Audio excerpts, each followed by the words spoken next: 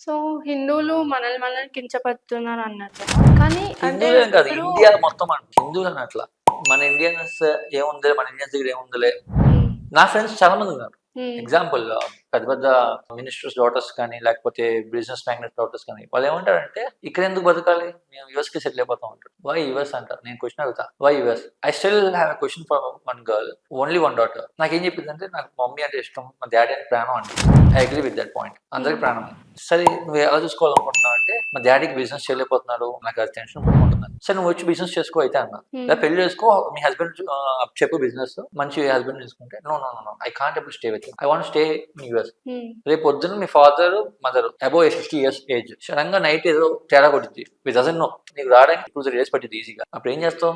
ఏదైనా అయితే చూసుకున్న వాళ్ళు ఒకడు ఉండాలి కదా. ఇంకా నువ్వు రెస్పాన్సిబుల్ సిటిజన్, నువ్వు పేరెంట్స్ కి నువ్వు రెస్పాన్సిబుల్ గా లేవు, నువ్వేం చెప్తావు? కబుర్లు చెప్తావు నా ఫీలింగ్ అంతే.